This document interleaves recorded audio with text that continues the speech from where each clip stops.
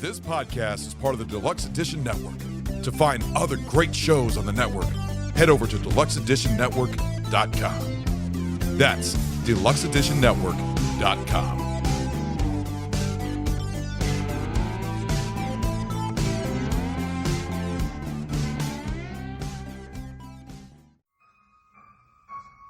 Hello, this is Igoro, host of the Igoro Show, and you are listening to the Steve and Crypto Show. So keep your ears open and your mouth shut.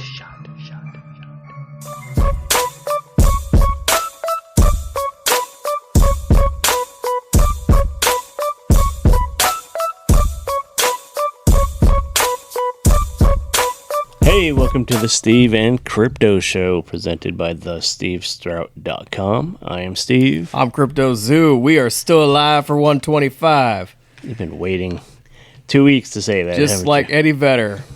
We're still alive. Oh, man. Yeah, we're here. That's the last time we'll ever quote Pearl Jam on this show. Probably. Yeah. I've never been a big Pearl Jam fan. Me neither. No. Like, I thought they were kind of overrated. Everybody just thinks, like, if you live in Washington, oh, you must be into Nirvana and Pearl Jam and Hendrix and stuff like that. No.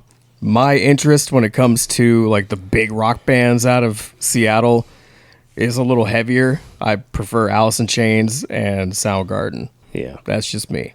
Okay. Yeah. Fair enough. I mean, Grohl's the man on the drums.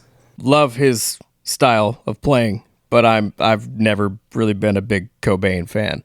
No. Nah. It's all right. He's not doing much anymore lately, so... I do like Dave Grohl. I thought you were going to ban me from my state. Yeah, get the fuck out of Washington. No. Yeah, I don't know which of those bands is my favorite.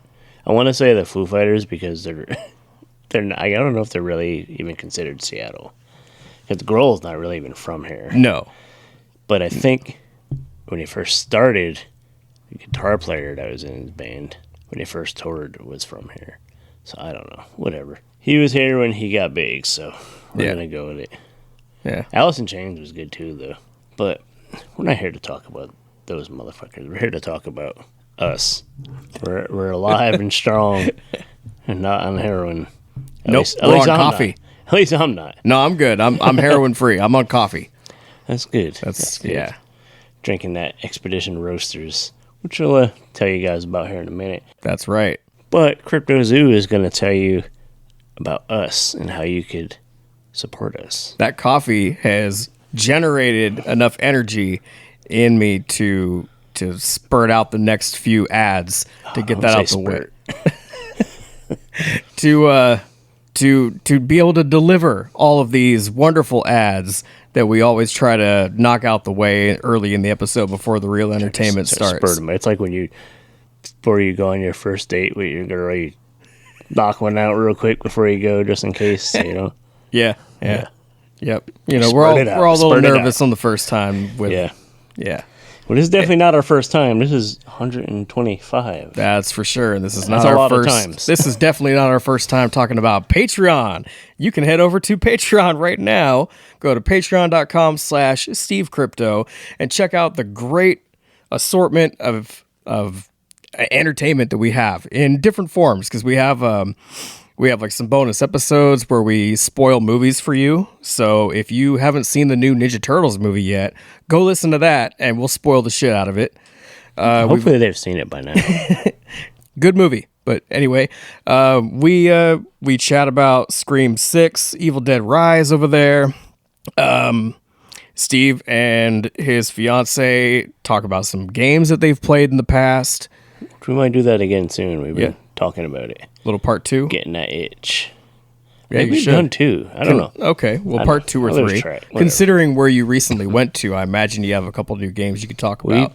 We definitely have a few new ones. Yeah, we'll get into that. And when you do record that game content, where's it going to be? On Patreon. That's right. Patreon.com/SteveCrypto. And when you're done there, you can head over to buymeacoffee.com/SteveCrypto. And it's basically a place where you can tip. You can give us a little tip for the show. I mean, if you want to give us like a audio tip, like, make a better product or whatever, you can just send us a message directly for that. But if you want to send us a real tip, like some actual currency, then we'd greatly appreciate it. And it all goes towards the show. It goes towards basically all of our promotional things, our merchandise, getting into cons. It's not free to go set up at a con and try to get the word out about what you're doing. We get invited, but yeah, it's not free to get there. Generally, oh no, definitely not free to get there. And generally, a lot of those events are not free. So we greatly appreciate anybody who is able to head over to buymecoffee.com/SteveCrypto and give a little contribution. We thank you. And of course, we have our merchandise. Our Etsy store is alive and kicking. And you can head to Etsy/store/SteveandCrypto merch. Go get yourself a t-shirt. Better yet, get both t-shirt designs. Make sure you take a picture of them, tag us so we can see them. There's a lot of sizes available, so you get one for the whole family. Get everybody a t-shirt. Yeah, why not? Are you a teacher? Get one for your whole class. Get one for your dog. It might be a little big on them, but I'm sure they'll appreciate it. Would you like a Steven Crypto? Oh, sorry, I'm talking to my dog. Would you like a Steven Crypto shirt? Yes. That's funny. Like, my dog, for some reason, don't like crypto. Like, crypto zoo, not the fake money. Yeah. He probably don't like that shit either. He don't care, but he like, I don't know why. He just don't like him. And every time he talks, he like looks at him like, I can't take a piss. Say one more word. I can't go to the bathroom in this place, like tiptoe anywhere without him being at my ankles. He's like, say what again? Anyway, he's back to licking himself, so he's distracted. He doesn't care about our merch, but we sure hope you do. And if you do, head over to Etsy/shop/StevenCrypto merch. Get yourself them t-shirts, get you a coffee mug, which pairs well with Expedition Roasters coffee. We also have a great magnet for your fridge. If you want to get a trucker hat, we have a few of those available. You can contact us directly. Or find us at a show. Yep, find us at a show. We usually have them with us. Stickers as well. If you want to get a sticker and slap it on your water bottle or your laptop or whatever, just send us a message and we will gladly send you a couple. You can wear them like pasties. Yeah, I guess. You need 2 stickers. Yeah. Yeah. Unless you got a really tiny peepee and you just want to cover that up with 1 sticker. Like a Red Hot Chili Peppers 2.0 in a way. Yeah, 2.0 inches. But anyways, we don't judge you though. No. If you want the stickers, you can put them wherever you want. Yeah, size don't matter here. No. Oh. Social media. Yeah, of course. You can contact us, send us messages, send us clips of whatever you're working on to CryptoZoo88 and the Steve Strout on Instagram, Facebook, X. And we also have a Facebook group that we encourage you to join. There's about 900 people in it right now, and they're all, well, most of them are pretty creative folks. Some people might have just joined in for the ride just to see what other people are working on, and that's fine. We welcome all of you. But those of you that have something that you're working on, please feel free to share a clip in there. You can share a page from your new comic, share the trailer to your movie, maybe a song from your album. If it's pop culture related and it's a project that you're working on and it's not like political or religious, then we're cool with it. Extra points for horror. That's right. What the hell was that? I have no idea. It's getting loud. We're recording in my apartment, a.k.a. the world-famous Steven Crypto Show studio. And neighbors sound mad. Yeah. I think they just, like, slammed their door and ran out. Like, they got to run right down and get some merch, but they don't realize that they could just fucking order it from the comfort of their home. They went down to the gas station on the corner, like, where's the Steven Crypto merch? Yeah, where's the merch? Not here, motherfucker. Got to go to Etsy. That's right. Speaking of merch, and speaking of the Halloween season coming up, the Halloween Shirt Company is... The Halloween Shirt Company... I was just distracted by something weird. We just had a weird phenomenon happen. Yeah. I'm not going to say what happened, but I know somebody might need to check their pants. Anyways. I don't know. Did they have pants at the Halloween Shirt Company? Oh, shit. Do we have ghosts? I think there's ghosts. Something crazy is going on. There's like banging around and shit flying off the table and shit falling out of people and something. This podcast is now haunted. Yeah, I think we're haunted.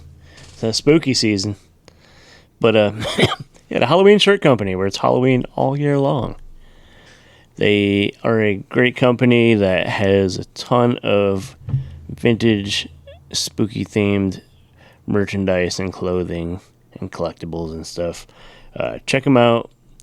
They got a lot of great designs featuring art from people like Brian Remillard, Austin Pardone, and Jack Razor, and a ton of other great artists and creators. They, yeah, lots of very, like I said, vintage-looking Halloween-themed designs, which take everyone back to a more simple time. And right now, if you head over to HalloweenShirtCompany.com and use the code GiveMeThat25, you can get 25% off. Not sure how long that sale is running, but you should go get on it and get you some fresh fucking threads for the Halloween spooky season. All one word. Give me that 25. Give me that 25. Yes. So yeah, head over to HalloweenShirtCompany.com and get you some stuff. Tell them we sent you. They'll appreciate that. And you mentioned a couple times the magic word, coffee, which fuels us. And today we are trying a new blend, a new to us blend from Expedition Roasters. Today we're trying the Werewolf's Howling Chocolate Chili, which is a nice chocolatey, it's hard to explain. It's definitely chocolatey, and it kind of,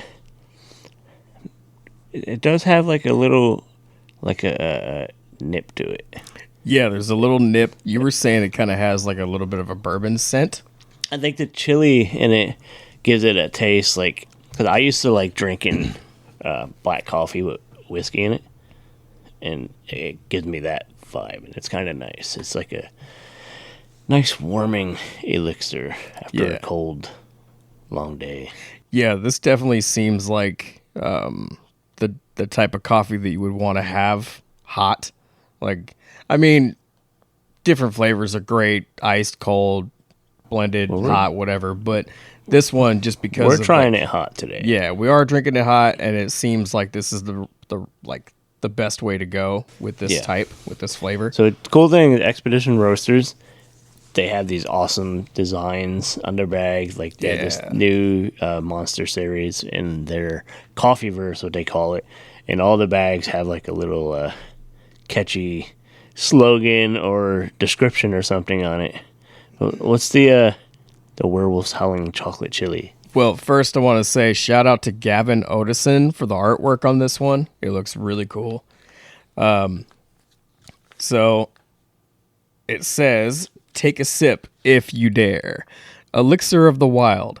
As the full moon rises, a master roaster brews a chocolate chili Colombian elixir and gets lost in its flavors. Lured by the aroma, a werewolf sneaks in and drools into the roaster's mug. Unknowingly, the roaster takes a sip and transforms into a furry beast. Unable to hold his mug, he slashes up the cafe, howls in frustration, and flees to the forest of the coffeeverse.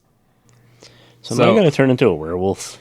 Yeah, I think we have to drink an entire mug before it kicks in, because I'm not growing any extra hair or anything like that yet. I got enough hair. Hopefully I don't grow anymore. But the werewolf on the front looks fucking cool. Yeah. He don't look like he's a mean werewolf, though. He looks like he's a chill werewolf. Like he's just like, have another cup of coffee. He kind of looks like if the dude became a werewolf.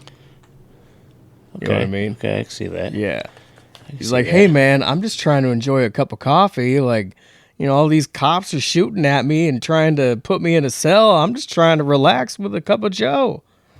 From Expedition Roasters. Yeah. Of course. Yeah. Relax, man. Shut the fuck up, Donnie. I'll give you a cup of coffee. Stop harassing me. The werewolf abides. Fucking A. But yeah, expeditionroasters.com.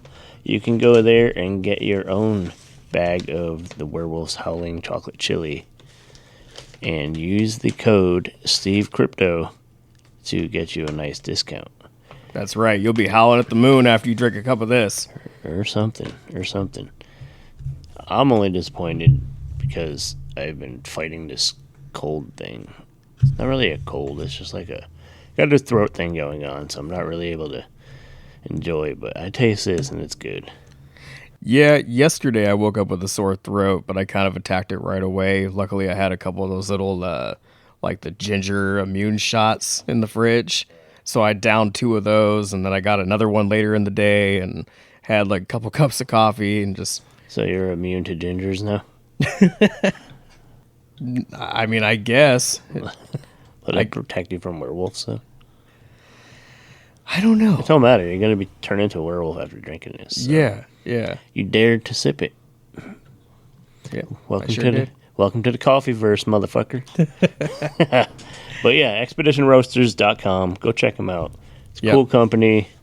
A small mom and pop company that has a lot of really good fucking coffee. Great flavors, really. I mean, if you've listened to the last couple episodes, you've heard us talk about a few other ones that we've had. We tried the Beans from Outer Space, which was a chocolate peanut butter one. That was really good. And then the last one, I believe, was Cinnamon Bun. Yeah. That was good, too. That was really good. That one made an amazing cold brew. Yeah. I think this will work at the cold brew, too. I'm going to try it out. Yeah. Some point this week, and we'll reconnect. And I'll probably take some of these grounds with me if you don't mind, and I think I might make some cold brew at home. Yeah. For tomorrow morning. Do that. Yeah. See, you got to let it brew for like longer though. That's true. Well, never mind. I like to give it like 18 to 24 hours. They recommend like 12 to 13, but I like to get it nice and stout. Yeah. Actually, the last batch I think I made it one evening, and I didn't touch it until the next afternoon. So, yeah, I'll probably give it a little bit more time. Like if you put it together tonight, it'll be ready by tomorrow afternoon, like Wednesday morning. Yeah, it's tough because like I love cold brew. That's really what got me into drinking coffee on a regular. Right. And so you make it, and then you don't want to wait. Yeah, it definitely. Yeah, and most like cold brew pots aren't that big. Yeah, and I drink coffee big. Yeah. So it's like, I make one pot of cold brew, it's like 2 coffees for me. Pretty much. That's what it's been for me, too. Yeah. And sometimes, like, the cinnamon bun one, Ryan really liked it. Yeah. Like, she preferred it hot, surprisingly. Mm-hmm. But she really liked that and tore some of that up. Yeah. Anyways, you guys heard at the top of the show that we are part of the Deluxe Edition Network. It is a collective of independent podcasts that are all there to promote each other and help each other's shows grow. You can check it out, deluxeeditionnetwork.com. There's over 20-something shows. I know a few new ones have been added, including a couple more horror-themed ones, which is cool. Yeah. I'd like to have some more horror fam in the network. Yeah, they have a good variety, and they always have 2 podcasts of the month. What are we looking at for this month? This month, in September, I believe it's September already. Yeah. Next month is October. That means the Steve and Crypto Show Halloween Spooktacular. If all works out well, you guys are going to get 4 episodes next month. Yeah. Rather than 1 ridiculously oversized episode, you're going to get 4 nice, healthy bites of Steve and Crypto. As long as we're not werewolves by then. It's supposed to turn us into werewolves, so. So you're going to have to shave us before you take a bite of us? Yeah, unless you're coughing up hairballs. Yeah. Anyways, Deluxe Edition Network. The podcast of the month are Metalhead Journeys and The MILF in Me. So go check those shows out. Check all the other shows. Keep checking us out. I've listened to Metalhead Journeys. That's a good time. That's a fun show. Yep. Okay. And then I haven't listened to The MILF and Me yet, but I'll put it on the list. I did just recently listen to Barrel Aged Flicks, and they were running through something they do quite often, which is like a fuck, marry, kill situation. Right. Yeah, that was. They try to keep them short, like 20 minutes. Just go around the table and they ask usually everybody. do like a big episode, and then in between they do like the small ones, right? The short, 5 question things, or like a list of top 5, whatever. Yeah. So this is kind of one of the little shorter ones that you can run through, and it's a good laugh, and it's pretty quick. Nice. And they'll just like pick 3 names and try to figure out who they're gonna kill, who they're gonna fuck, and who they're gonna marry. Like all the above. Yeah. All the above. Fuck them all. So yeah, Deluxe Edition Network. Head over there. Follow them on all the social medias. Just search for Deluxe Edition Network. And then, of course, deluxeeditionnetwork.com. You can find all the shows, links to all the shows, all that stuff. Guarantee there's something there for you. Even if you're not crazy about us. They are. We hope if you're listening that you're into it, but just don't think anybody's better than us. If you're a sports nut, there's something there for you. If you're into movies, you're into art, whatever, there's something there for you. Just don't forget about us. Yeah. Because we don't ever forget about you guys. Either one of you. I was going to say all 5 of you. Either one of you. That was being generous. So yeah, last episode. We hyped some upcoming horror TV shows, including the Daryl Dixon Walking Dead spinoff, which just started last night. Oh. I didn't watch it yet. Yeah, I haven't either. I plan to watch it maybe tonight. We'll see. But I popped in on like X and seen people. Is it still called tweeting? You X'd. Xting? Yeah. Kind of like sexting, but Xting. Yeah. Well, whatever the fuck they do. Did you put out a X on X? No. I don't know what that means. That's confusing. But yeah, people were posting about it saying it was like pretty intense already and good. So we'll see. I'm going to give it a shot. All the other stuff coming, Chucky and all that. That'll be here soon enough. We mentioned some events that we are going to be guests at and also attending, like you just did the toy show recently. Yeah. It sounded like it has potential to be a good show, but it's still new and got the growing pains that come with a new event. Yeah, we just had it this last weekend out in Sequim, Washington, and it was the very first one.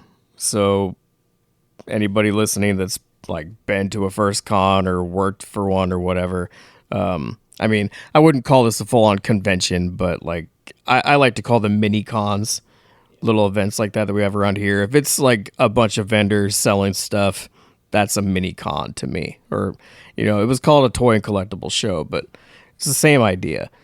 So a lot of you guys know that the first ones sometimes aren't as successful. It takes a little bit for it to catch on, for people to realize that it's a thing. So it's because I wasn't there. I will say it did feel good to have a line of people waiting to come in the minute we opened doors. And so was there like free snacks or something? Is that why they were No punch, no they pie. Just wanted to see what it was about. Yeah. There were a few things that kind of worked in our favor, you could say. So the location of this place, the Guy Cole Event Center, is like, it's right over by a grocery store. And then there's also a church next to it. There's a playground. There's a tennis court. There's just, a big park in general. And then they have like an outdoor amphitheater there as well. Really? They have shows. Yeah, I've never been to one there, but some guys I used to play in a band with just played there a few weeks ago. So they had a show of some kind at 3 o'clock, and our toy show ended at 3. So we had some people coming in, just kind of wandering and killing time before the show. There was also a pet show of some kind that was happening at the same time, so there was traffic for that. I think there was something going on in the church. Then it's just a nice day. It was really hot out. You got the playground right there, like Down literally, the road, literally right next to where we were. Down the road, they had the flea market. There's that as well, which is always pretty popular. Yeah, so I will say the traffic was pretty much nonstop. There was always somebody walking through the doors coming in, but it was just that, a lot of walk-through traffic. Not as many people wanting to spend money and wanting to buy things. A lot more window shopping. Right? A lot more window shopping. A lot of the older community definitely showed up and checked it out. That's Squim. But yeah, that's Squim, you know. But the vibe and the expression you got from some people was like they were happy that it was even happening. They were happy to have that in the little town, and I think Squim and Port Townsend both need the action. We need more stuff like that happening every few months or so. The guy that's running the event, his name is Corey. If you're listening, thank you. But you know, I think he probably learned and can make some notes for next year. And I mean, anybody that runs an event like that, you gotta kind of look at the pros and cons of, you know, when you have it, like where the location is, and just what else is going on around that same time.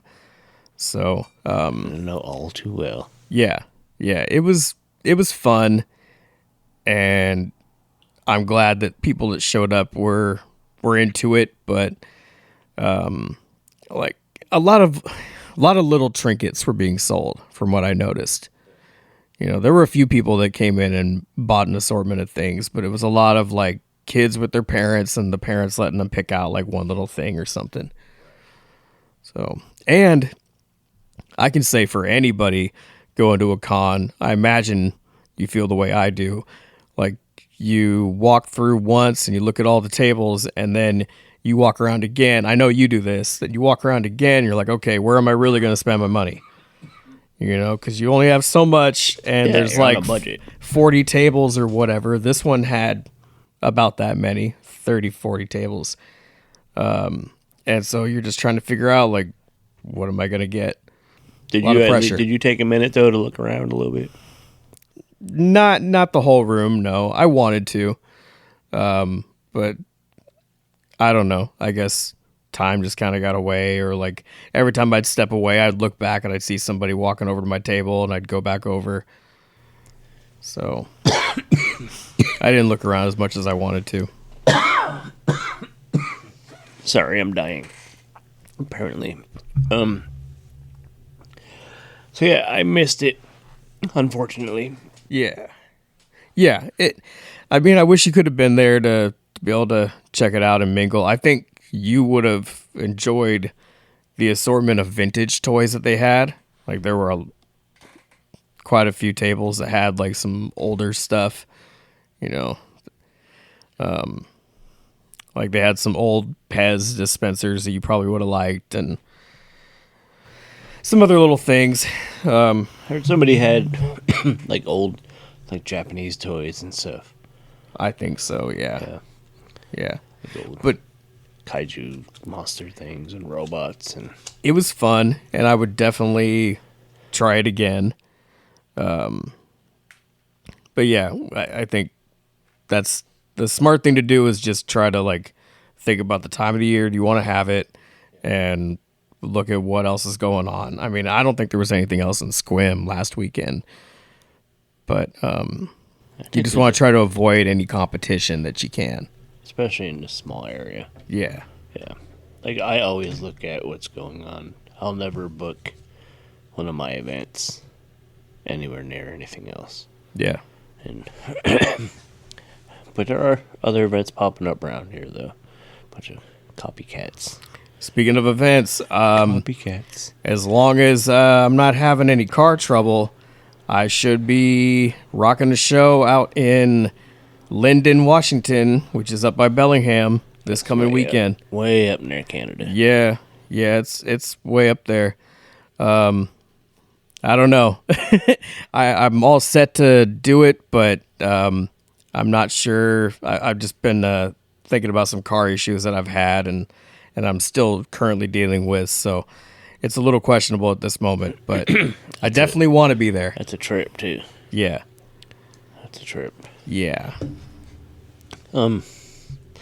Yeah, so I didn't get to go to the toy show because I had some family issues. My dog's family. That's our kid.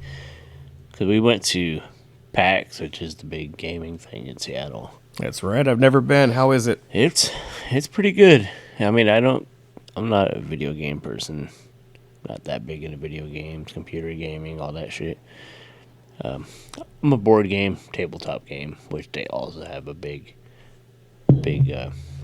Assortment of that too. So that's what we do. We go. They have this huge like game library with like thousands of games, and you just use your badge like a library card, and you can check the games out. And they have a whole open gaming area, so you can just chill and try out games. And That's cool. that's basically what we did. First day we were going Friday and Saturday. Friday had a pretty good time. Saturday, my dog was missing, and it turned into a big situation. He ended up attacked by a coyote, and yeah, he was not feeling well. I had to cut out early Saturday, so I missed the whole day Saturday. So I was literally there like 5 minutes, and I got the message. I was like, all right, bye guys, I gotta go. Gotta go find my boy. Now, I know you weren't there real long this time, but you've been there previous years and everything. Would you say that they have just as much board and card game stuff as they do video games? I think there's more video game stuff. Yeah. More, because they usually have like like Nintendo is doing something there, like Atari. I didn't know they still make shit, but Yeah, I didn't usually either. like usually like Pokemon stuff. They were demoing Tekken 8. Yeah, that's when they let people like just get to play these brand new games before they come out, right? Yeah, and it looks pretty crazy. Like, I'm not a big fan, but they had like paid models as all the characters, like these fucking like juiced up dudes being like the Tekken characters, and I saw a picture of that. Yeah, somebody I mean, they shared. looked badass. Yep. It was. I didn't get my picture, but Some people are really, really into the cosplay. I mean, and good for them, you know, like some of them just do some amazing shit that looks like it's, you know, movie quality or seen somebody surprising sometimes. cosplay as as one of the Spaceballs troopers with like the white round helmets. Yeah. That was probably the coolest one I seen. There was probably other cool ones, but there was like a lot of shit. Like, I didn't know what the fuck it was. 'Cause I don't know video games. I don't know anime. Yeah. So I see stuff like, oh wow, that looks cool. I don't know what it Like, is. oh, what's your costume? And shit, it could be like, this is what I wear normally. Like, I don't know. Yeah. Yeah. You know? No, there's some of them that I agree. You don't know what they are, but then you're also thinking like, I know somebody else does. So there's going to be some kid that's walking through here and they're going to be amazed and just, you know, have to get a picture with them. So it might not be our thing, but somebody else is like, holy shit, that is spot on. Like, I wouldn't know. But yeah, so I was back. It's a good show. Sure, at some point soon we'll probably mention some of the games that we picked up. Yeah. Yeah, so just the things we've done recently. And of course, we have a few coming up, like we mentioned last week. On October 7th, we have the Fall Festicon in Kent, Washington. There's going to be a bunch of authors and artists and like tarot readers and special guest, all like spooky themed stuff. That's happening at Page Turner Books on October 7th. We're a guest at that. October 13th and 14th, here in our little old Port Townsend, Washington, they're doing the Witches Walk Fright Night in Port Townsend. It's going to be a 2-night event with music and costume contests and prizes and Steve Crypto show, hanging out, and whatever else. Yeah, the 13th is going to be a 21 and up rock concert. They're going to have a couple bands coming out to play. And then the 14th, they'll have like everybody in costume. I imagine they'll be starting over at the Fountain downtown by the Rose Theater.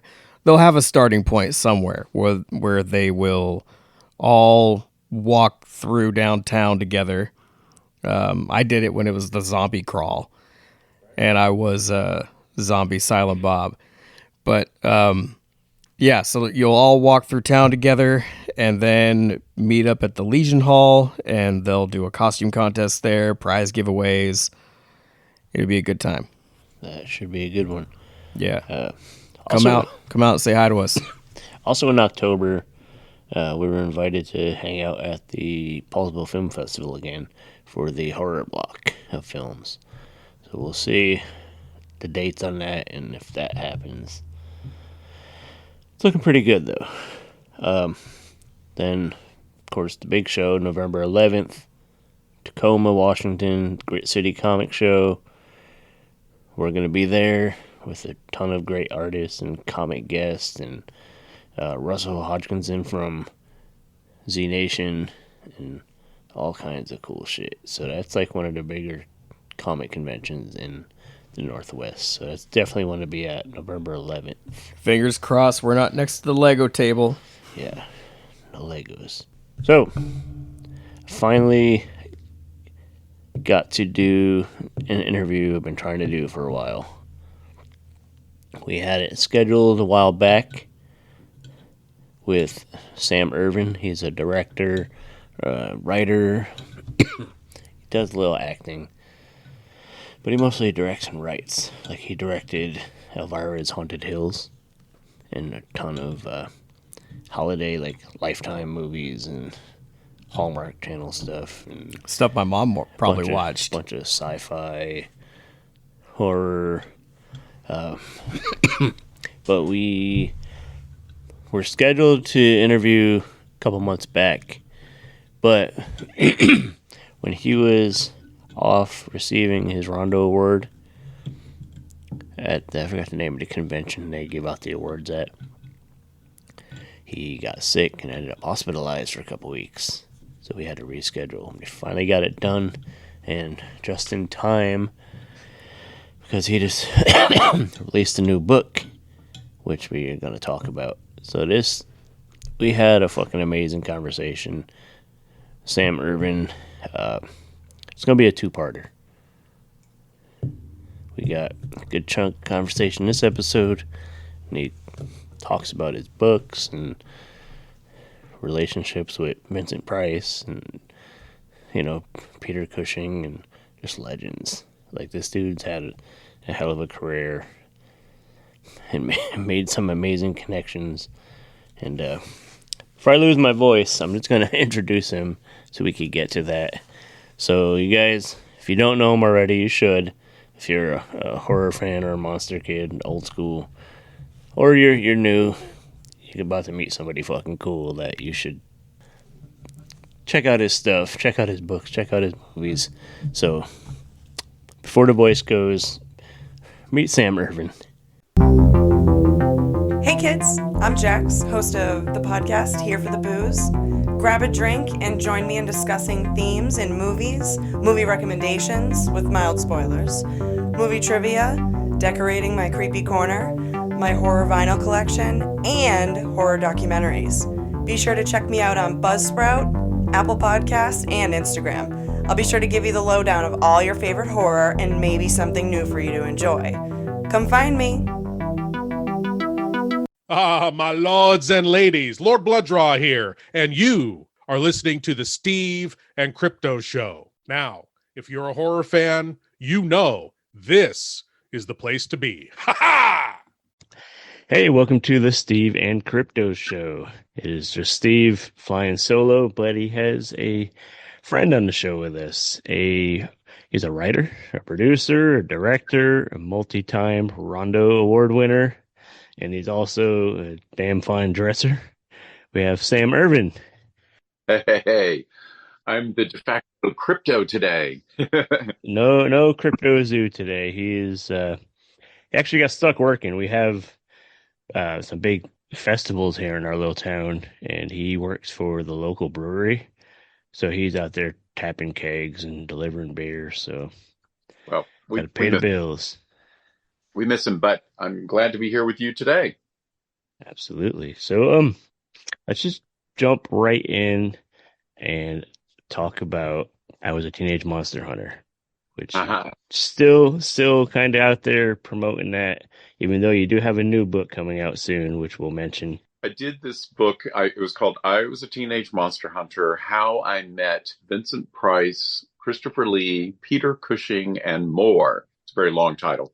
But it's a hybrid kind of book. It's hard to describe because it started out as a collection of 35 interviews that I did with horror royalty back when I was a teenager. I used to do a fanzine on horror films called Bizarre in the early 70s.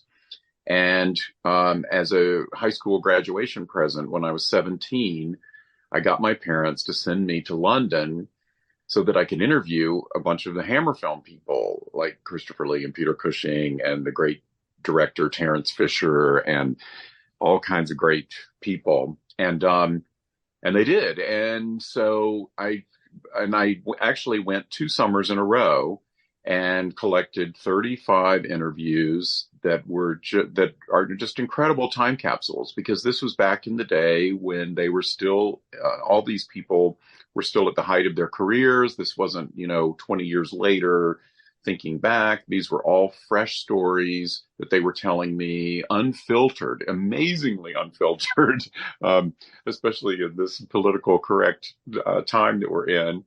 And so for so many reasons, there just are these golden nuggets in time. And so I wanted to collect those all into one book. But then I started writing introductions to each of them and the stories of how I bamboozled getting these different interviews and the stories of what would happen when I would go see them were hilarious and wonderful. And then I decided, well, I really need to set up, how I started my fanzine and my monster kid crazy childhood.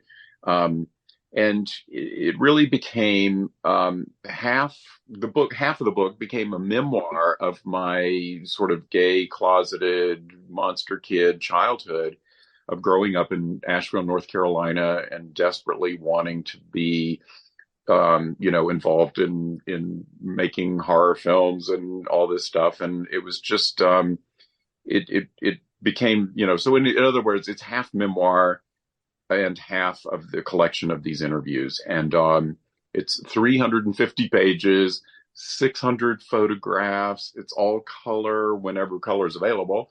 And it has these incredible cartoons, or 20 some odd cartoons by Dan Gallagher depicting some of the funnier moments.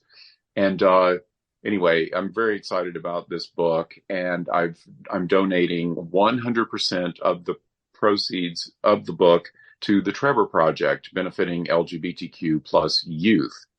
Now, I wanted to do an LGBTQ charity, and Cassandra Peterson, who's Elvira, and I directed her in her second film, Elvira's Haunted Hills, and have known her. She's been one of my closest friends for 30 years. I was very lucky to get her to write the foreword to this book. And I asked her what she thought about, which charity she thought would be good. And as soon as she mentioned the Trevor Project, which benefits LGBTQ youth, I was like, well, that's perfect, because this book is about my youth, of being a closeted gay kid and dealing with all of that. And so it was just a perfect fit. And the book came out late last year and has done extraordinarily well. And I'm very proud that it won the Rondo Award for Best Writer of the Year. And so I'm still promoting it, and it's still selling well, and doing readings here and there. I just did a reading at the Queer Screams Film Festival in Portland just last weekend, actually. And it went over like gangbusters. There were like 150 people in the audience, and I only had the books weigh a freaking ton, and I was only able to have like 20 books on hand, and they sold out like in a second, and I could have sold another 40. And I said to you people, I'm so sorry, I just can't. There's just so much luggage you can bring, and but anyway, you can get the book on Amazon. It comes in hardback, paperback, and also audiobook, 22 hours. Me narrating, but then I have a slew of guest stars. Cassandra Peterson does voices her forward.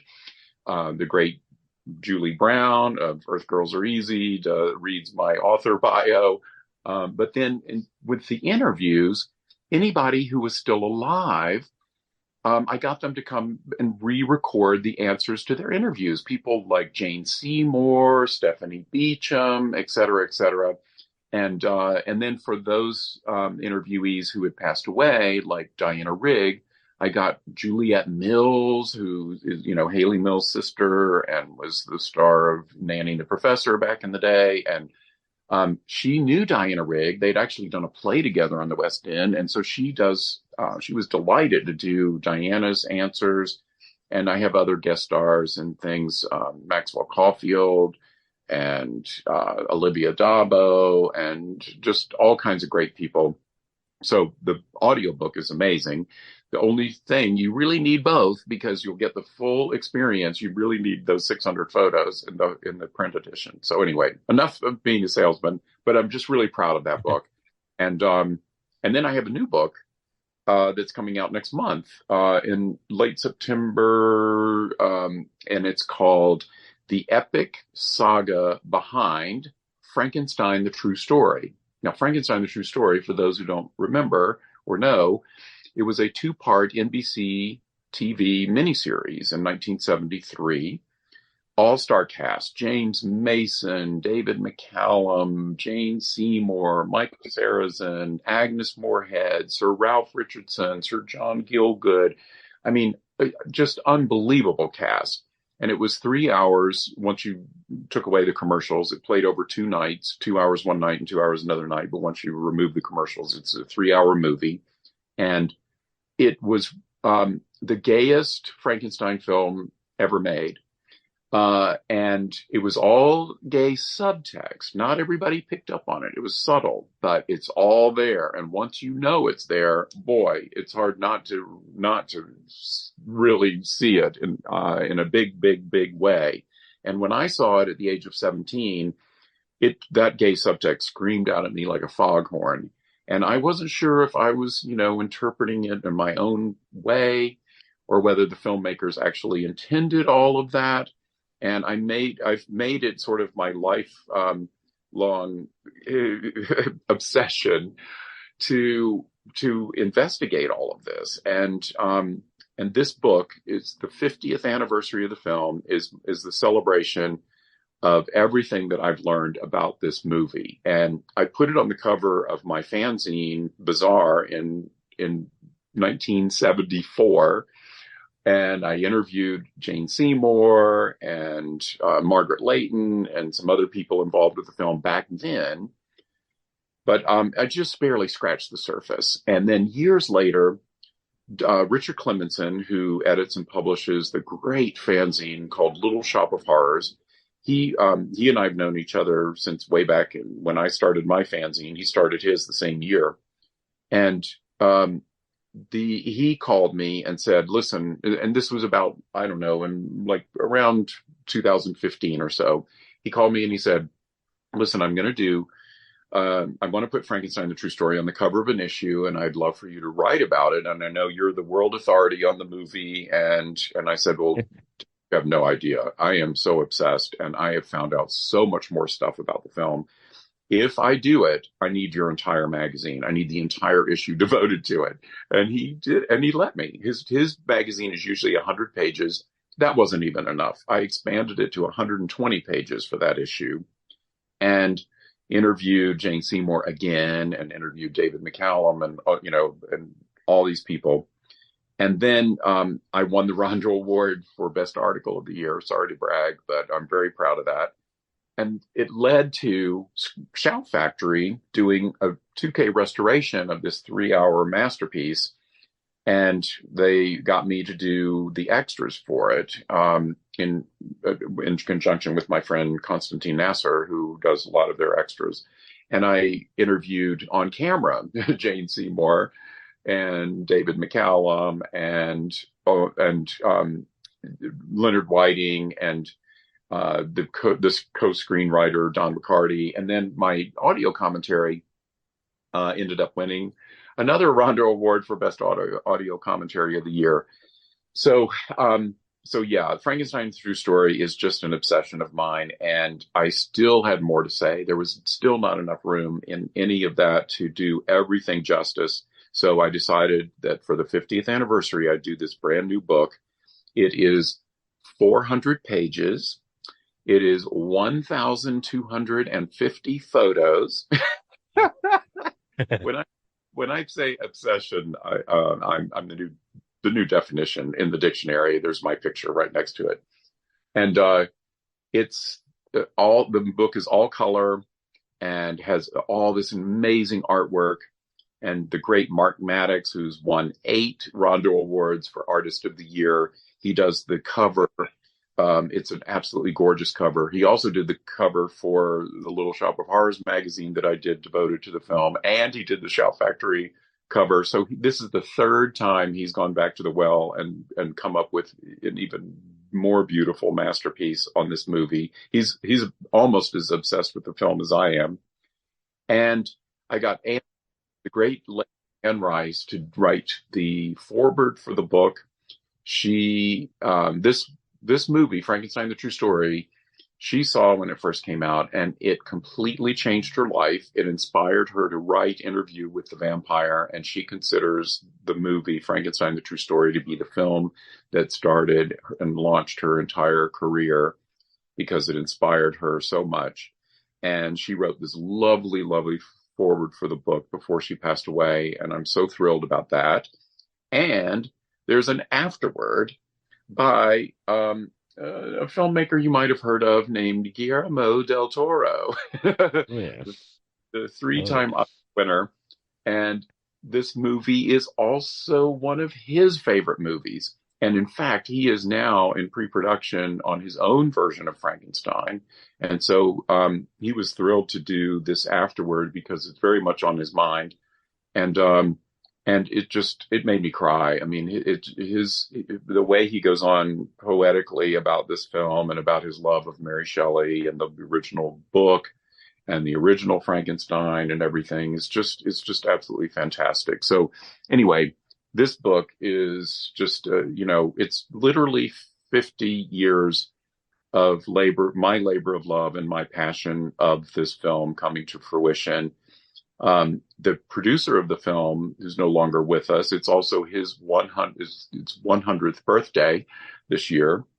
So we're celebrating the 50th anniversary of the movie and the 100th anniversary of the producer's birthday. And his name is Hunt Stromberg Jr. He was gay. I very much identify with him. And there's a biography within the book of him that I've written. A very extensive biography. He's the most fascinating individual. His dad was a huge producer at Metro-Goldwyn-Mayer back in the early days. His dad produced the Thin Man movies and The Women and won an Oscar for the Best Picture Oscar for The Great Ziegfeld. But he also produced Mask of Fu Manchu with Karloff, and he did a second Karloff film called Lured with Lucille Ball. And anyway, his gay son grew up knowing all these people, going on set and getting to know Karloff. And actually, when The Bride of Frankenstein was being made, his dad also was had employed Elsa Lanchester for his own film at MGM called Naughty Marietta, and Elsa Lanchester was shuttling back and forth between Universal and MGM during the making of Bride of Frankenstein, and this young gay wannabe producer was like 11 years old and got to meet Elsa Lanchester and already knew Karloff from being on the set of Mask of Fu Manchu, already knew Kenneth Strickfaden, who designed all the electrical equipment in the Frankenstein movies, but also did the electrical equipment in Mask of Fu Manchu. I mean, he was such a monster kid, and his favorite films of all time are the original James Whale Frankenstein and Bride of Frankenstein, and Bride of Frankenstein is my favorite film of all time. So I totally identify with this guy. And his lifelong dream was to do an epic remake of both of those films as one big movie. And that's what he finally did with Frankenstein, the True Story in 1973. In between, he did a few little things you might be amused by. He discovered Vampira, Mila Nurmi, and produced and created and wrote the Vampira show in 1954, which was the very first of all horror hosts. So he's like the grandfather of all horror hosts. And he also became head of programming for CBS and helped create and champion such shows as The Munsters, The Twilight Zone, Alfred Hitchcock Presents, The Wild Wild West, My Favorite Martian, Lost in Space, and on it goes. I mean, for The Munsters, he cast his friend Yvonne DiCarlo and gave her the 2 white streaks in her hair as an homage to Bride of Frankenstein. There was a show on CBS called Route 66, and he decided to do a special Halloween episode. And he got his friend Boris Karloff to come and very reluctantly persuaded him to put on his Frankenstein monster makeup one last time. And he also had in the episode Lon Chaney Jr., who put on his Wolfman makeup. He also put on his mummy makeup. And as a tribute to his own father, Lon Chaney Sr., he even did the Hunchback of Notre Dame. And there was also Peter Lorre in the episode, and Martita Hunt, who had just starred in Hammer's Brides of Dracula. I mean, when I say this guy's a monster kid, he almost tops me, but we're pretty much on equal footing. And so anyway, I'm very excited about this book, and as I say, it's coming out in hardback only, and you'll be able to get that on Amazon in late September or early October at the latest. And I'm doing a 50th anniversary screening of Frankenstein, the True Story, the full 3 hours at Dark Fest in London at the Genesis Theatre in Whitechapel, Jack the Ripper's old neighborhood. And I have very happy to announce that Leonard Whiting, who played Dr. Frankenstein in the film and was also very famous for playing Romeo in Zeffirelli's Romeo and Juliet, will be on hand for a Q&A that I am going to be moderating at this incredible screening in London. And that's on Sunday, November 26th. And the day before at Dark Fest, I'm also going to be doing a reading from my other book, I Was a Teenage Monster Hunter, with an entire panel of Hammer Film ladies whom I interviewed in the book from those interviews that I did back in the 70s. Linda Hayden, Madeline Smith, Chloe Franks, the young actress who was, kidnapped by Trog, and she was the one who killed Christopher Lee with a voodoo doll in House That Dripped Blood, and she was the one that let the homicidal Santa in the house to kill her mother, played by Joan Collins in Tales from the Crypt. She is doing her very first ever convention appearance on the panel for my book. I'm just so excited. It's also Virginia Wetherall and Martine Beswick, who was Sister Hyde and Dr. Jekyll and Sister Hyde. And she wrestled with Raquel Welch in 1 Million Years BC. And she was in not one, but 2 James Bond movies, From Russia with Love and Thunderball. Martine is going to be introducing me. I mean, it's just the whole weekend. I'm just going to be a pig in shit, just a total pig in shit. Okay, I can stop talking now and let you get a word in edgewise. Go. So, you mentioned all, the great uh Hammer ladies and stuff. Have you kept in touch with a lot of the people who are still around that you've interviewed in the past? Well, not as much as I would have liked because I ended up after my magazine. I stopped doing my fanzine around 1970. The last issue was in 75, and that was the year that I met that I bamboozled meeting Brian De Palma, who I had become enamored with when I saw Phantom of the Paradise and Sisters, and um, I brought him. I organized a film festival at my college, the University of South Carolina. I got him to come there, and it was all for the purpose of partly honoring him, but partly I wanted to meet the guy and I wanted to work with him.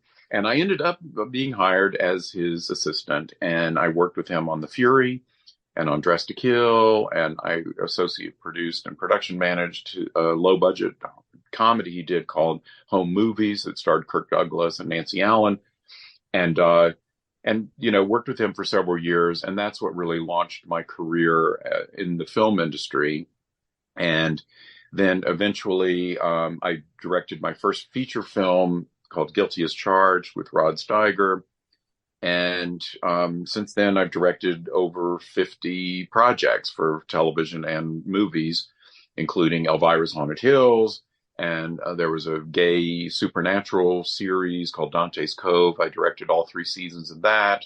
And I directed Oblivion 1 and 2. Those were full moon movies. It was sci-fi westerns with Julie Newmar as Miss Kitty, the feline alien who runs the saloon, and also George Takei and Isaac Hayes and all these great people. I also did a fantasy time travel movie for Full Moon's family division, Moonbeam, called Magic Island, and lots of fantasy films and thriller. I do tons and tons of Lifetime thrillers, but I also, in recent years, have done tons of Christmas movies for Hallmark, lots of romantic comedies, you name it. I'm just kind of all over the map.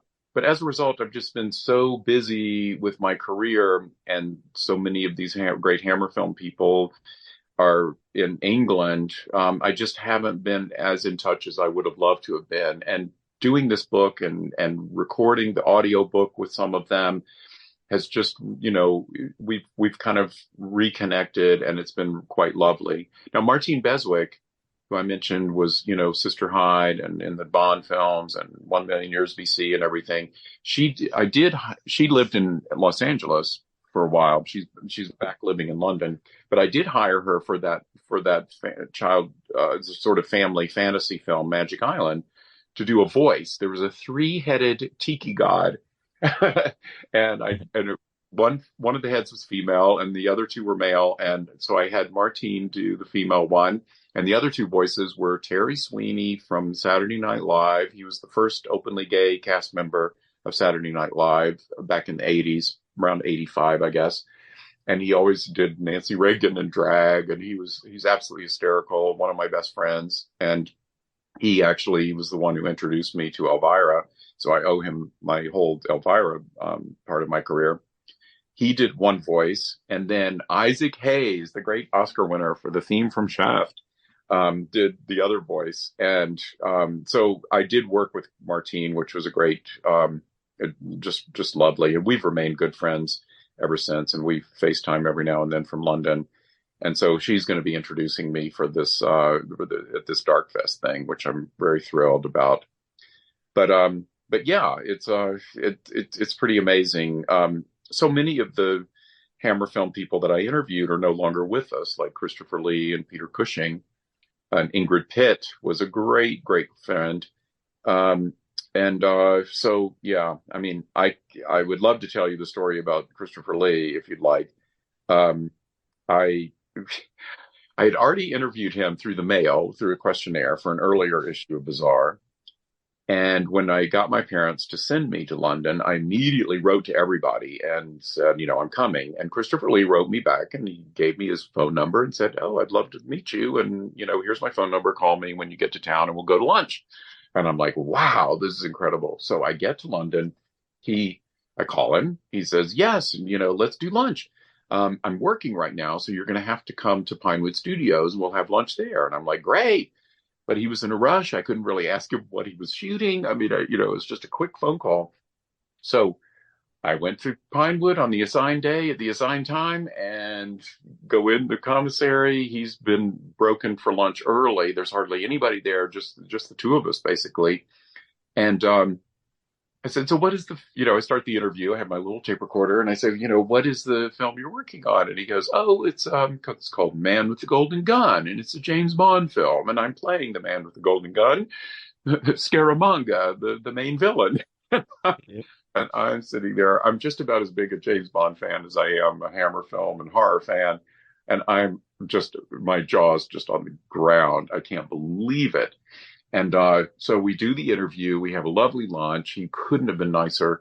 And then the rest of the cast and crew get broken for lunch after about an hour. And they start coming into the commissary. And Roger Moore comes right over to the table and says, how are you, Chris? And he introduces me to Roger. And then Maud Adams and Britt Eklund. And then there's Hervé Villechaize, who played Christopher Lee's little sidekick. Tattoo, and for people who don't know, Hervé was the diminutive actor who was the sidekick on Fantasy Island. He always said "deplane," and then the director Guy Hamilton comes in, and I'm absolutely worship the ground he walks on. He directed Goldfinger, which is one of my all-time favorite Bond movies. It was just amazing. And so then after lunch, we're just finishing lunch. They're just starting lunch. Christopher says, well, listen, they're going to be busy for an hour. Why don't I take you on a tour of the Bond sets? So I got a private tour of all the Bond sets with nobody around other than me and Christopher Lee. And then after that, lunch hour is over there, and he ends the tour at the Scaramanga's lair, which is where they're going to be shooting that afternoon. And Guy Hamilton, the director, comes in, and Christopher goes over and has a little private powwow with him. And then Christopher comes back over to me and he said, I've just spoken to the director and gotten permission for you to stay and watch the shooting for the rest of the afternoon if you'd like. And I was like, if I'd like, oh my God. And they're shooting this dining table scene with Roger Moore on one side and Christopher Lee on the other, and Britt Eklund in the middle with her bikini. And Hervé Villechaize is serving them. And they did a few other scenes in the lair. And the whole day was amazing. And at the end of the day, Christopher said, would you like to hop a ride with us back to London in the studio Rolls-Royce limo? I'm like, yeah, that'll be just fine. And so I hop in, and Christopher Lee and Hervé Villechaize are sitting in the back seat, and I have one of those fold down seats behind the chauffeur, and I'm facing them. So I'm just like this captive audience for them for the trip back to London. And Hervé is like downing shots of Jack Daniels straight from the bottle, already 10 sheets to the wind. And he starts to tell us these really raunchy stories about all the prostitutes that he's hired since he's come to London. And he has a very heavy lisp, and he kept peppering all of his sentences with the word pussy like 10 times per sentence. But with his lisp, it comes out pussy. And Christopher Lee started to get old over the way that he was pronouncing pussy. And just he was starting to giggle. He started to laugh. He was starting to double over. He was just totally losing it, as was I. And every time we tried to compose ourselves, Hervé would say pussy one more time, and we would just completely fall out. And it was the most hilarious car ride ever in the history of the world. And when we finally dropped Christopher off at 45 Cadogan Square, I'll never forget that address. And it is the same block that Boris Karloff used to live on when he had been alive. I look out the window as we're driving away, and Christopher is just doubled over laughing, holding on to the gate. You're trying to get it out of his system, I'm sure, before he had to go in and face his wife and not want to tell her what he's laughing about. It was amazing, amazing thing. And you would think that that would be enough for one day. No. When I got back to my hotel, I decided that I was going to go see Pygmalion in the West End. It was starring Diana Rigg as Eliza Doolittle, the live play. And now, I was a huge fan of Diana Rigg from the Avengers TV series, where she played Emma Peel. I also loved her I think she's the greatest Bond girl ever on Her Majesty's Secret Service. And also, she played Vincent Price's daughter in Theater of Blood. So I was dying to meet her, and I hadn't been able to reach her with the letters that I had sent, or I hadn't heard back, and wasn't getting anywhere with her agents. And I just thought, well, I'll see the play, which I'm dying to see her in, but I'll go to the stage door after and maybe get an autograph and maybe, talk her into doing an interview. So I get to the theater, and I'm sitting like seventh row center. I hear this very familiar laugh behind me, and I turn around, and it's frickin' Vincent Price. Now, I had met him a couple times already in America. I was a stalker and total groupie, and had gone to see him play Fagin in a touring company of Oliver when it came to Atlanta, Georgia. And I held a gun to my mother's head to take me down there.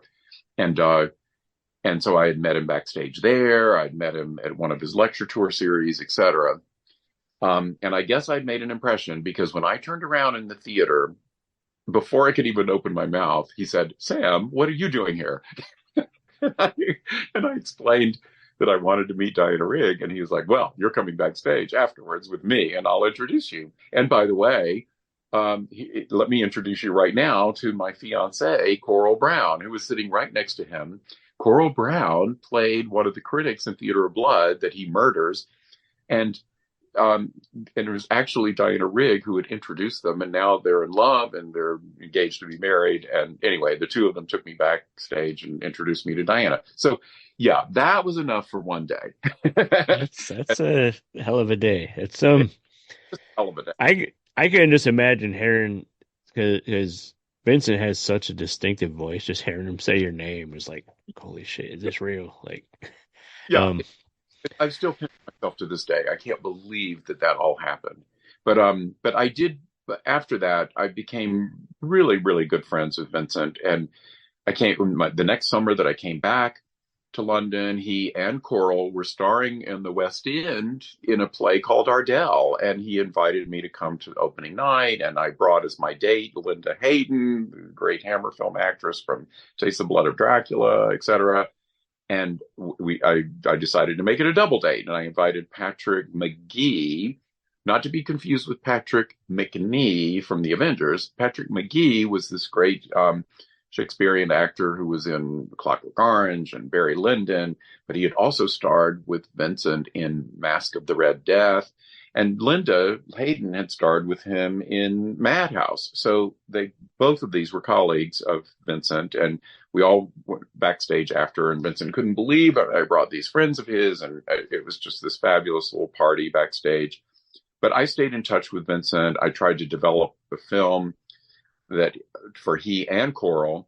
It was, and I got the writer Brian Clemens, who wrote the Avengers TV series. He also wrote Captain Kronos Vampire Hunter and directed it, and wrote Dr. Jekyll and Sister Hyde and Golden Voyage of Sinbad. And, he's just this amazing, amazing writer. And we got close to the film getting financed, but it never did, and it never got off the ground. But in doing so, I became really much closer friends with Vincent. And it even evolved into something of a romance, unrequited, although he would have liked to have gone further. And I write about this extensively in my book. So if you want to know more about that, you can read that. But we stayed very, very close friends right up until the time that he ended up passing away.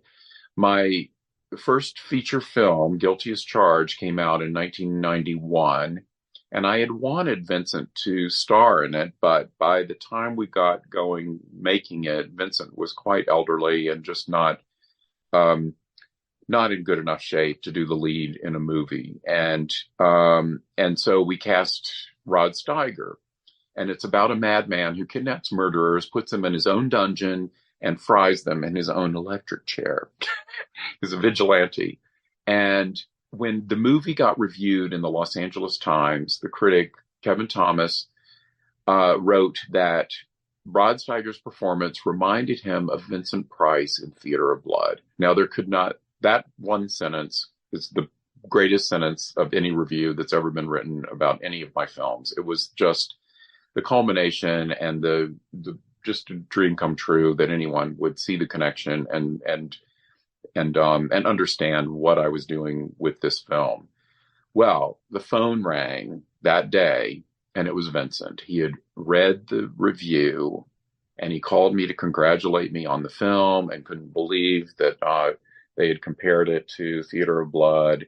And I said, Vincent, you know, it's playing at a theater in Westwood near your home. Let me come and pick you up and we'll go see it. And he said that he was just too incapacitated and couldn't go out. And it was so disappointing. And so I was so sad. And, but we talked for a while on the phone, and it was really lovely. And then a few days later, I got a letter from him, again, congratulating me on the review and apologizing that he wasn't well enough to go. And I print the letter in the book. I have a photo of the letter and everything. And it was just the sweetest thing. And he said, my God, we go back so far, and I'm so proud of what I get emotional even talking about it. It's just the most incredible letter. And it was the last time I heard from him.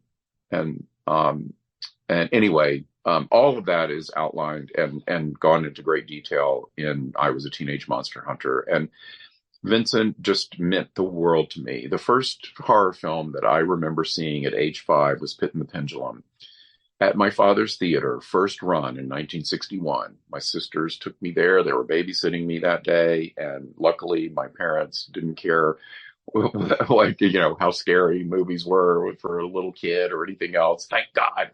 And it changed my life. And, the thread that everything that happened from from having seen Pit and the Pendulum, it really became such a huge part of my life, and Vincent being such a big part of it. And of course, the Elvira movie that I directed, Elvira's Haunted Hills, is a spoof of all of the Vincent Price, Roger Corman, Edgar Allan Poe movies, especially Pit and the Pendulum. And the way that I got the job to direct it, I already knew Cassandra. She'd already even played a cameo in one of my other films, Acting on Impulse, with Nancy Allen. But she had me come up to the house and basically interview with her husband, because they were financing Elvira's Haunted Hills themselves. They'd been turned down by every studio. And so she hands me the script, and she goes, this is the script for Elvira's Haunted Hills. It's a spoof of the Vincent Price Poe movies. Are you familiar with these? And I go, Cassandra, Vincent Price's monologue at the end of Pit and the Pendulum. Do you know where you are, Bartolome? You are about to enter hell, the netherworld, the infernal region, the abode of the damned, a place of torment, Gehenna, Naraka, the pit, and the pendulum, the razor edge of destiny, thus the condition of man, bound on an island from which he can never or hope to escape, surrounded by the waiting pit of hell, which must destroy him finally. And she cocked her head, looking at me like I was absolutely insane, and then said, "You're hired." And the reason I knew that monologue is when I was in school, they wanted us to memorize a monologue. They're thinking, Shakespeare or something. And I'm allergic to iambic pentameter. And I was like, no way, I'm doing Shakespeare. Could I do Edgar Allan Poe? And they said, okay, yes. Well, I raced home. I had recorded, but this is back in the day before video cassettes or anything. I recorded movies, the audio on reel-to-reel tapes off of the speaker of the TV, and I had Pit and the Pendulum, and I transcribed that final monologue, which of course wasn't written by Edgar Allan Poe. It was written by Richard Matheson, but I wasn't going to tell my teachers that. And went in the next day and recited this thing and got an A. And I had recited it for Vincent Price when I met him on his lecture tour, which was one of the reasons, I guess, that I made a big impression and that he remembered my name. And then got to, so it really paid off with Vincent. And then it paid off with Cassandra Peterson and got me the job to direct Elvira's Haunted Hills. So again, just this whole Vincent Price thing, it's just always been a big part of my life. And we dedicated the Elvira's Haunted Hills to Vincent. Cassandra was also a great friend of his, and it really meant something to both of us. So it was very much labor of love, for sure. Dang, that's crazy. You've lived a hell of a life, and it kind of just spawned from watching this movie as a kid, and it just snowballed into branching out and finding more and more horror and meeting all these icons, and it's wild. And how in Elvira's Haunted Hills we have a Pit and the Pendulum, and the production designer to copy the exact shape and size and the way the gears were on the pendulum blade and everything. I mean, the whole time the hair on the back of my neck was standing on end. It was just such a dream come true. Of all the films I've done, Elvira's Haunted Hills was the most meaningful and the most fulfilling. And being able to create those sets, all the sets were based on different, sets from the Corman pictures. And oh my God, it was just to this day. I mean, it came out in 2001. We did the Shout Factory released the 20th anniversary in 2021 of great Blu-ray restoration of it, and I got, we did an introduction. We filmed a new one with Cassandra in her Elvira drag, and I helped write it and direct it, and it was just this really cool little 5-minute comedy piece where she's at her couch and introducing it. And then people are still discovering it to this day, because when it first came out, it didn't really get a theatrical release. We did do some midnight shows and things trying to get the word out and to get a theatrical distributor to pick it up, but it never happened. It went direct to home video. The company that released it back in the day, whom I won't mention, didn't do a great job promoting it, and not that many people saw it, especially compared to the first Elvira movie, Elvira Mistress of the Dark. And so it's been kind of this kind of lost cult film. So when Shout Factory a couple years ago came out with this Blu-ray, it finally started really reaching an audience in a bigger way, because they have a very big, loyal following of horror fans. And also, the film had never, ever, ever played on television or streamed or anything. So it really was like a new movie was coming out 2 years ago. And people have been discovering it right and left. It's now streaming. It's really getting out there in a big way. And just last weekend at the Queer Screams Film Festival in Portland, we showed the film. Cassandra Peterson now lives in Portland, so I got her to come and introduce it with me. And it was a sold-out audience of 200 people at the great Clinton Theater, the theater that is famous for having the longest running weekend midnight show of Rocky Horror Picture Show in the world. They've been doing it since 1977. So it was the perfect theater for this, especially since Elvira's Haunted Hills also stars Richard O'Brien in the Vincent Price role. And Richard O'Brien was riffraff in Rocky Horror, but a lot of people don't realize he wrote Rocky Horror. He wrote the play, he wrote the music, he wrote the lyrics, he wrote the screenplay when it was made into a film, and he originated the role of riffraff on stage, and he played it in the film. He is Mr. Rocky Horror. So just so many of the Rocky Horror fans who had come to the Clinton every weekend in Portland were, there in mass to see Elvira's Haunted Hills with us. And it was the most amazing presentation.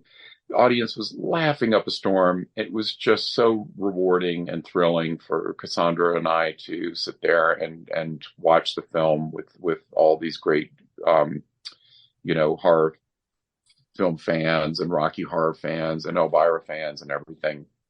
It was incredible. But also, Cassandra and I just last May of this year hosted a tour in Romania where we shot the movie with 30 super fans who bought, very expensive tour.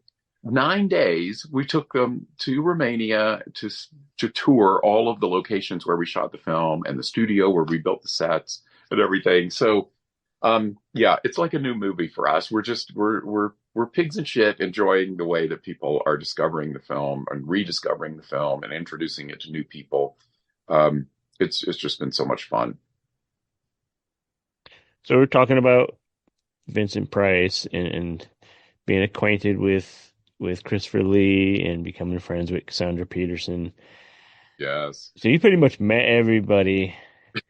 You've traveled a lot of places, been brought on sets, and what have been some of your personal favorite places that have earned the privilege of visiting? Like you mentioned a James Bond set, or yes. Well, actually, I'll tell you a story about the very first set I ever visited. I was my dad owned movie theaters, and so and we grew, as I said, I grew up in Asheville, North Carolina. Well, in the summer of 1964, when I was 8 years old, my family went on a road trip out west to see, all the sights like the Grand Canyon and Disneyland and all that. And my dad got a VIP tour at Warner Brothers Studios in Burbank. And I walked on to my very first film set there, where Blake Edwards was directing The Great Race.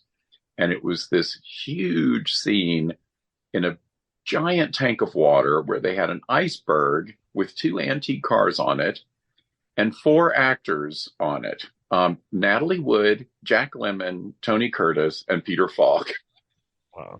Had wind machines and snow machines and wave machines and all this stuff going on. And literally the eyes just popped right out of my head. It completely did a number on me at 8 years old.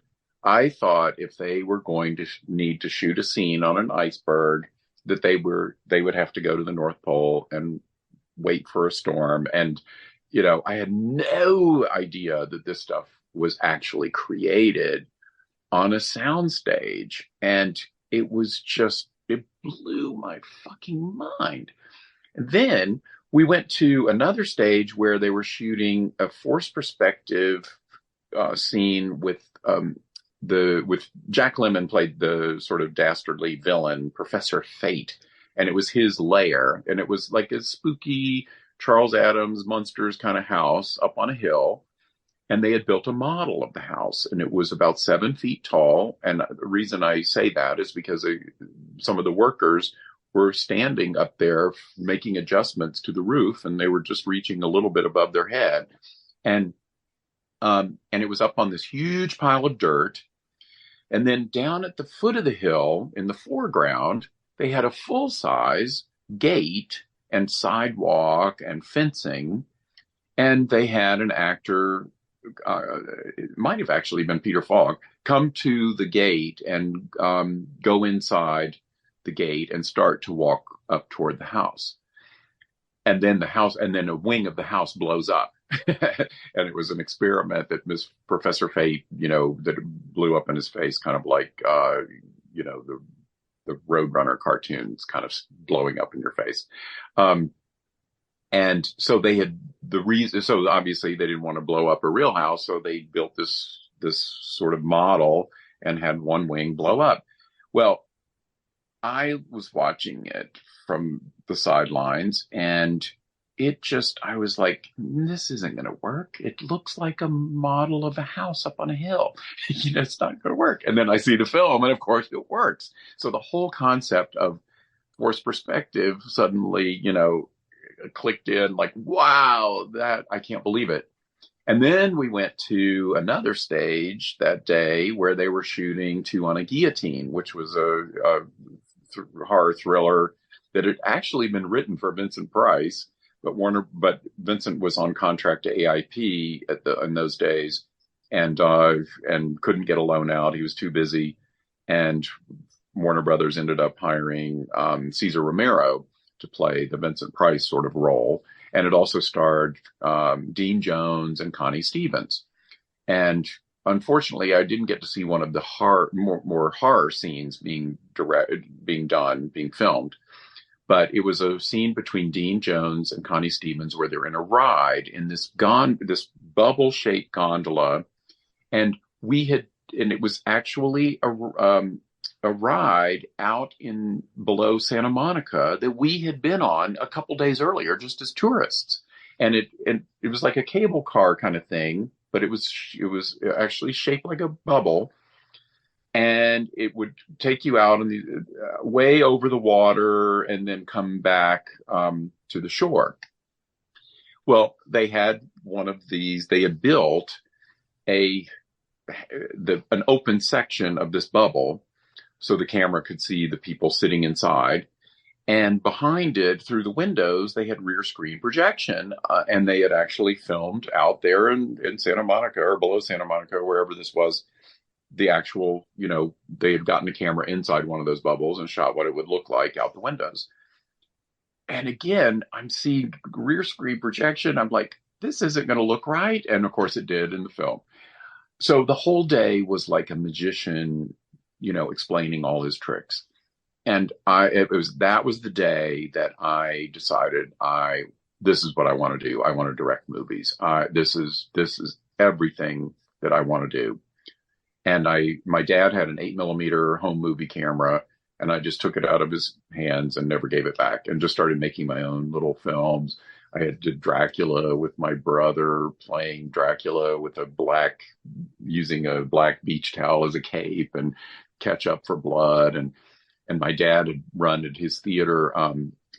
There was a Hammer double bill of Dracula, Prince of Darkness, and Plague of the Zombies. And even on the poster, it said that, everybody who comes gets plastic fangs and these little zombie eyes, these kind of cheesy cardboard glasses. But after the run, there were a lot of leftover plastic fangs. And so I used those for my little 8mm films.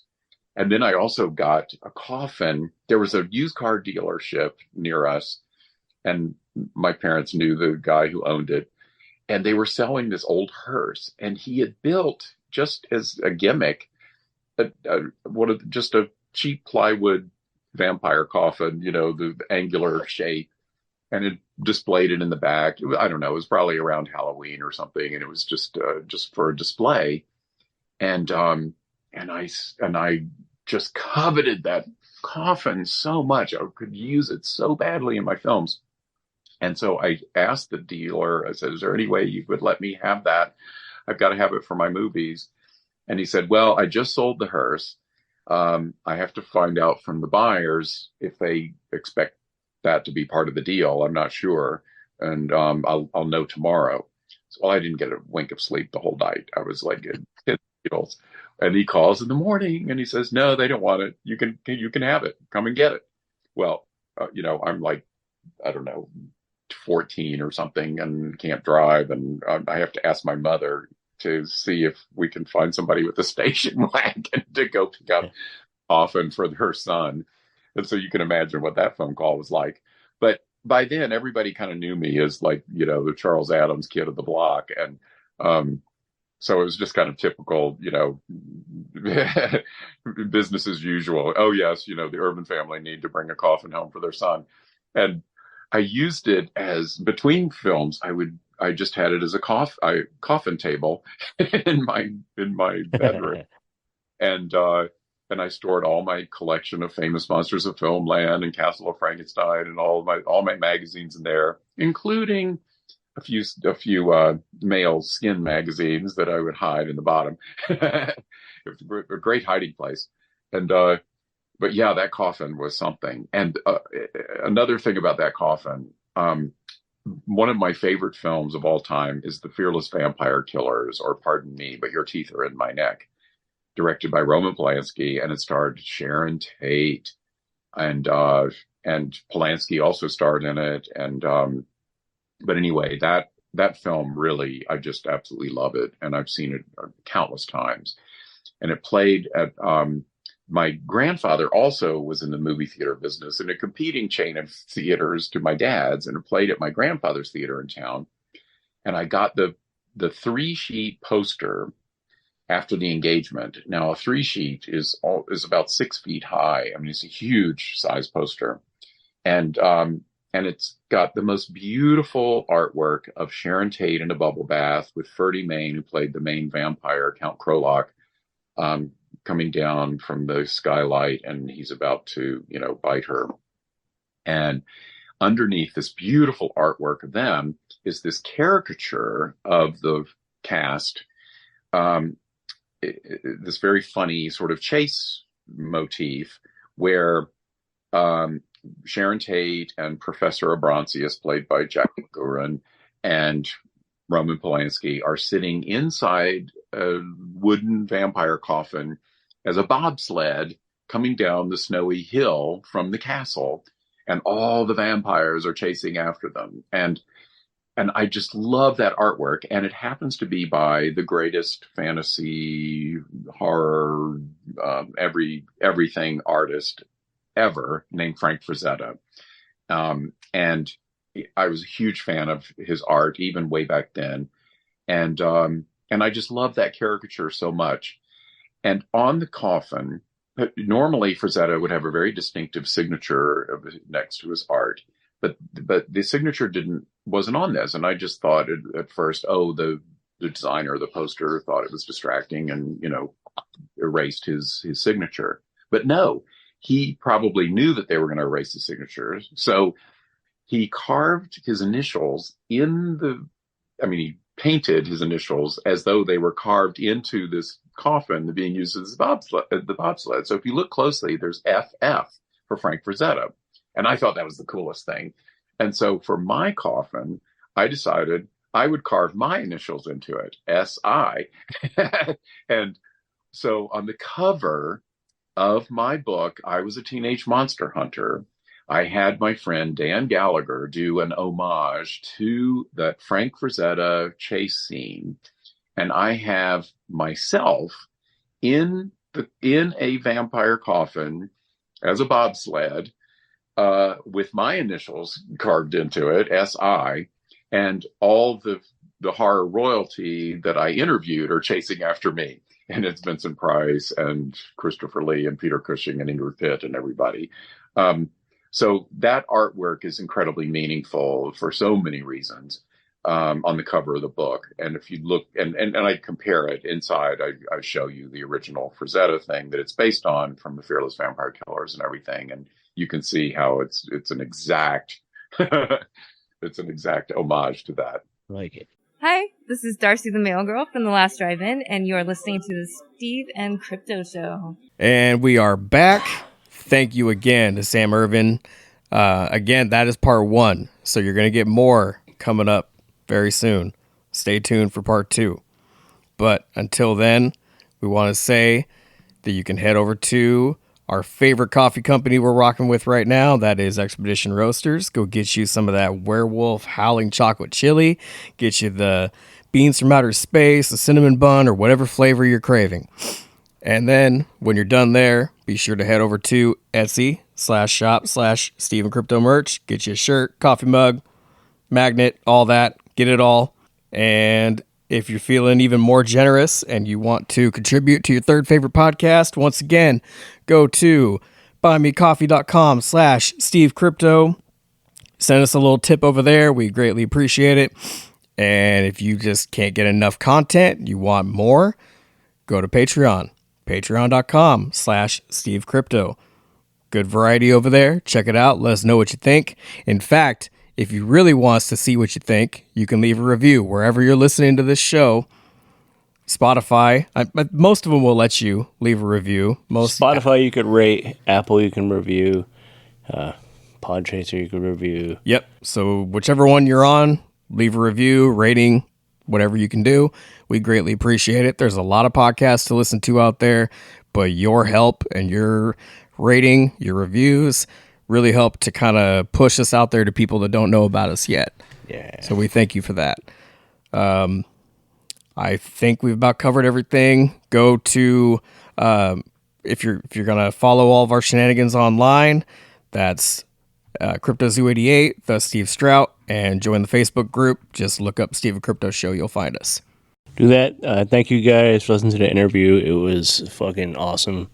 Finally chatting with him. I can't wait to share part 2 with you guys on the next episode. Check out the Den. Go to Deluxe Edition Network, deluxeeditionnetwork.com. Lots of shows besides us on there. Other horror shows too. So if you just want more horror talk, there's more you can find on there besides Steve Crypto. But we greatly appreciate you guys listening to us. This is episode 125. We will catch you next time with 126 and part 2 of our chat with Sam Irvin. Thanks, guys. Halloween's coming. Stay spooky. Peace out.